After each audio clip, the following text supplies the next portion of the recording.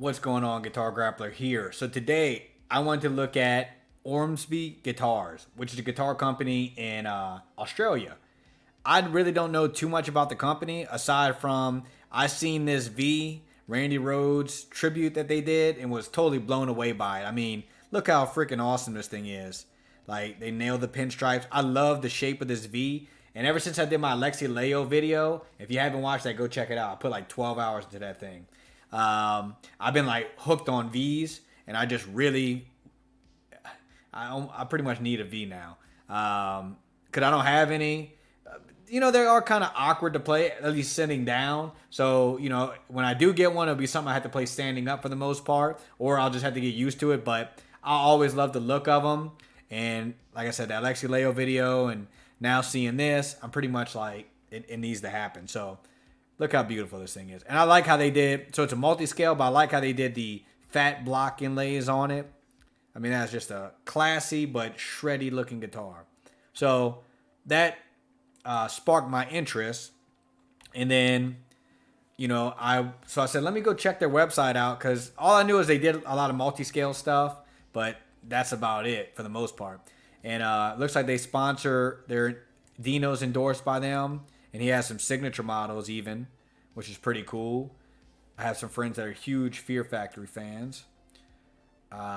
So, man, look at that. Beautiful, beautiful. So, yeah, a lot of headless, a lot of multi-scales. Crazy shapes, crazy colors.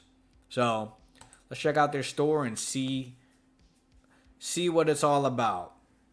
All right, so we have pre-order headless Goliath. Pre-order headless Goliath.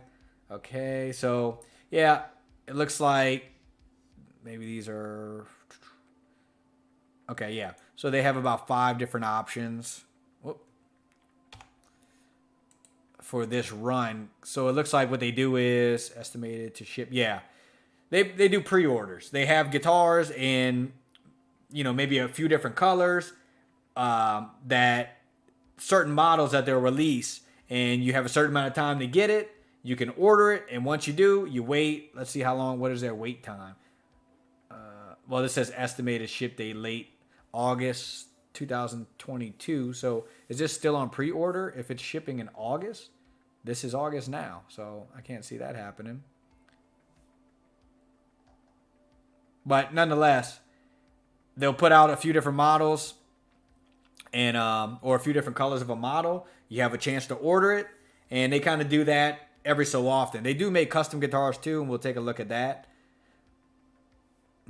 Let's see. So how much is this? So the 6 strings, 1849 AUD. I think that's probably like $1,200 or something, somewhere around that line in the US dollar, which really isn't bad at all, for a guitar like this. Very nice, headless, cool shape. Got the multi-scale. I really like headless guitars. I didn't think I would. Okay, so it's in stock. Yeah, I didn't think I would, but after I had my Kiesel headless, once you get over the look of them, they're excellent to play because they're so light. They're easy to move around. You don't have to worry about hitting the headstock on the desk or hitting the headstock on anything, especially when you're recording. It was a very convenient guitar. And the only reason I sold it, because it didn't have a Floyd Rose. If it had a Floyd Rose, I would have never sold that guitar, because it was a absolutely beautiful guitar. I mean, I loved everything about it, minus that. So, yep, we got the Dino. So this is one of his signature. Looks like it has the Fear Factory album art on it. Yep. So that's pretty cool. Bolt on. How much is that? $24.95. So that's probably like $1,600. What else they got? It's hard to pass this up. So, okay, so they even have some B-stock guitars for things that are a little bit cheaper. All their body set, neck. I think they make their own pickups too, if I'm not mistaken. So yeah, side dots are glow in the dark. I'm not sure. I think they would say luminlay if they were actual luminlay. They're just glow in the dark. Because luminlay is pretty expensive and like something you would want to brag about if you're using that. Concordia neck humbucker. Yeah, so I think that's their own pickups. Very cool. So this is a I mean, I guess that's a neck through. It's kind of hard to tell, right? Maybe there's a glare on it. It looks like there's a joint there. It's hard to tell. But I think it's cool that they do the B-stock options too. If somebody doesn't want to spend too much on something and get kind of a little discount, here's your opportunity. You get a B-stock. Maybe you have a little paint run or something. You know, maybe a mark on the fretboard, and you can get something for a little cheaper. So these are cool. So these are also the Goliath like we saw earlier. But this is a big thick neck right here. What is this, 7-string or 8-string? Let's just say 8 because I don't feel like counting. Yep, 2,000. So $1,300. Not bad. I would love to play one and see how they are. But if it was, I would love to play a V. The back looks good. I love the contrast of this dark and light like that. Look how beautiful this paint job is on this one. This sparkle red. Oh, I'm sorry, red sparkle. Yep, so about $1,300. It's hard to say. Like I said, if it's a good or a bad price. I mean, it's a fair price for sure. For like, depending on how good it is, you know, that's what it all comes down to. They look good, that's for sure. They look like they're it would be in that price range. That's a very nice color. Icy cool, and some more sparkles. This seems to be like their standard. What's that? Okay, the GTI is what they call it. So another pre-order. Let's see what they got for the V's, if they have any.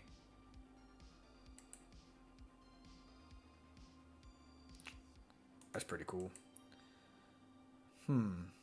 So, dang, Dino has all types of guitars, huh? Okay, so that's okay. Pre-orders closed on this one. Missed your chance. These are pretty cool too.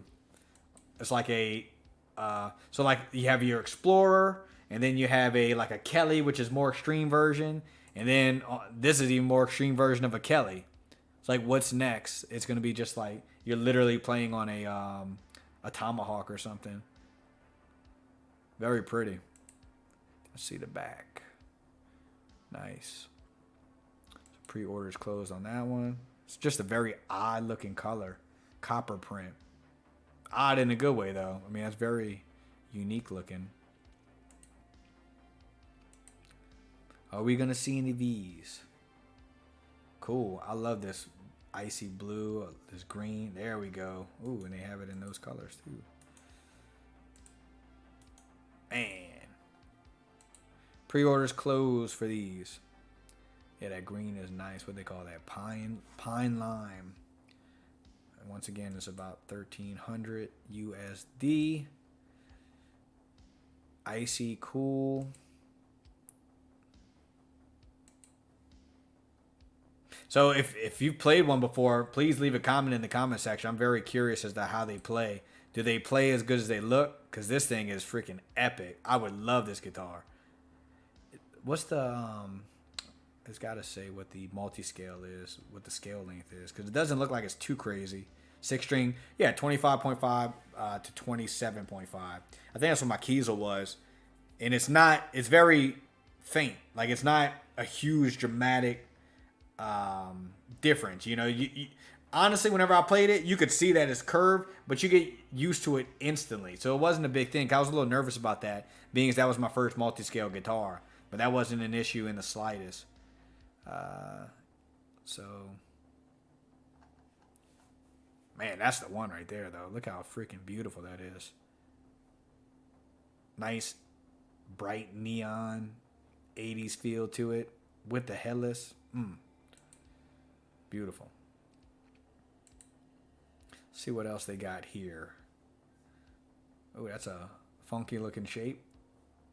Not for me, but pretty cool looking, nonetheless. Yeah, they're obviously fans of Ozzy because look, they got the Ozzy, a little play on the Ozzy logo, and they did the Randy Rhoads V. What a coincidence. I'm an Ozzy fan myself. So let's see if they have anything for custom. What's their custom shop? Handmade custom instruments. We offer 2 varieties, each Customs are handcrafted by Perry and the staff. I guess Perry's the owner at our Perth factory. Let's see. Man, I wish I would have ordered something through them a while back, especially if the price is what the price is. It's not too bad. So this is some examples. Man, that's a crazy looking, I guess, paint job. Nuts. Man, look at that. I really do think they have one of the coolest V shapes out there. I mean, it's impossible to like reinvent the wheel totally, but I like it. I like the way the headstock looks. I like the nice little cutout they have right there. I wonder if they do these with the Floyd. I haven't seen any, but I'm sure they do. Pickups. Okay, yeah, so they do make their own pickups. I'm not going to explore their pickups because it's going to look like a picture of the same thing over and over again. You gotta hear pickups to understand, you know. Multi-scale. What is a run? So you could look at that on your own time if you want. Production range. Oh, okay, let's see. Much like our launching in or GTR production range would be second line of multi-scale standard. Much like our GTR lines, these instruments would be manufactured by our friends at World Music Instruments. The only difference is they are constructed in their Indonesian factory rather than Korean. Ooh, interesting. So the GTI. Okay. So if I'm not mistaken, well, the Indonesian factory, they have to make the Jacksons, I would imagine, because World Music Instruments is like a big manufacturer. So if you don't know, what's the guy's name? I think it's Philip Knight is his name.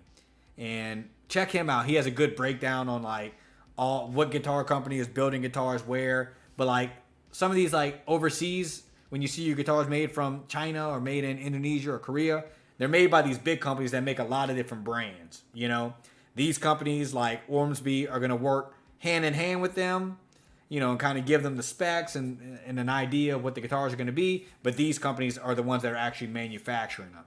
Minus their custom shop, where they are going to be made in-house by the Ormsby crew, you know. And it's just what it is now. If you want to get a guitar for a reasonable price, that's the way to go. And, I mean, pretty much all my guitars, minus the Barrington, are made in one of those factories, whether it be Korea or Indonesia or China. And they're excellent guitars. I mean, it's 2022. The manufacturing is just so top-notch that they're making high-quality instruments, and you can get them for a great price. So, you know, don't be turned off by that, especially if you're like, you know, you don't have tons of money to blow, and you're like, man, I really want to get a custom. It's, be honest with you, it's not even necessary. Like, I feel like at this point, I've played them. I played not Ormsby brand, but other brands, customs and whatnot. And these models that are like Korean and Indonesian are excellent. Excellent, and they hold weight. You know, the good thing about a custom guitar where you have it handmade like that is you're going to have some better craftsmanship for sure. No doubt about it. It's going to be, hopefully, if you're going to a reputable company, there's going to be less like, you shouldn't have any paint streaks or any like more aesthetic issues, I would say, is what it normally is. But as far as playability and stuff, it's not going to be too far off, you know. And the extra $1,000 you're paying plus, to me, is almost like, it's almost unjustified, especially if you don't have that type of money. Now, if you have a shit ton of money to blow, do whatever you want, because I would. I'd order one, literally, I would order a V right now if I had that type of money. But I don't, unfortunately, so I'm just going to look and hope somebody in the comment section gives me some insight on how good these things are. Or how bad, I don't know. Maybe they're not as good as they look, but something tells me that they are. So let's see some of these signature models. Rusty Cooley. So I remember when I was like 13 and like just getting into guitar, I remember seeing Rusty Cooley videos of him just absolutely shredding ridiculous stuff. And I was like, man, that's how I want to play one day. And what is it? 18 years later, I'm not even close to playing like that. And I practice a lot, so I don't know. Some people just built different, I guess. Dino, the master of picking.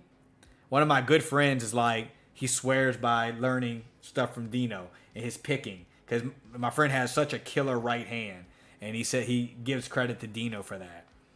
Let's see. So some of their other artists, I'm not familiar. Let's see. Really with any of them. Oh, I've heard the Browning, and that dude's got the V that I like. Man, I just love that guitar. That is so beautiful.